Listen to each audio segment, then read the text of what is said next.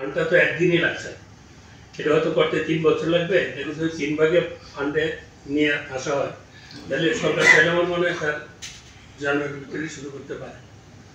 আর এটা কানেক্টিভিটি নিয়ে যে কথাগুলি হচ্ছে, আমি আমার ব্যক্তিগত মতামত হলো যে বলার টুডে টুমারো তো ব্রিজ হবে, তবে আমরা ব্রিজের পরিবর্তে যদি টানেল করা যায়, হ্যাঁ টানেল করলে ওইটাতে আমার মনে হয় বলার যে ইলিশ প্রযোজন আছে ওইটা রক্ষা পাবে এবং এটা অনেকটা নিরাপদ।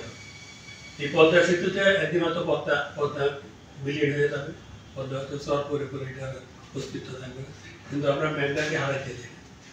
আর ব্রিজের পরিপ্রেক্ষিতে মূল ভূখণ্ডের উপরে আমাদের আঘাত আনবে।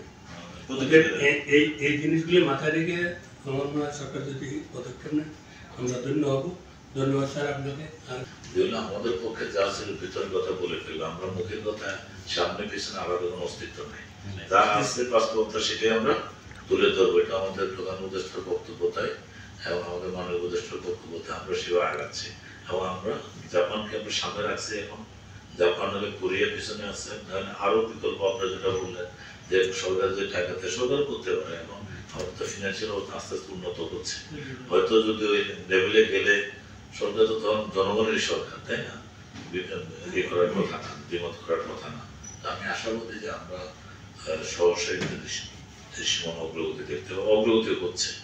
আপনার যেটা বলছেন সেখানে বোল্ডার ফিল্ডে গিয়ে একটা ভালো অগ্রগতি হবে, কিন্তু আমরা যদি মূল কাজ ঠিক কথা না আগায় বোল্ডার ফিল্ডে হবে। মূল কাজও আগে তো ফান্ডের ক্যাপাবল লোক আসতে হবে, যাতে ফান্ড ফ্লোটা থাকে, তাছাড়া সক্ষমতা টেকনোলজিক্যাল সক্ষমতা থাকলে আজ শুরু হলে লাইন ট্র্যাকে উঠছে, শেষ হবে ইনশাআল্লাহ।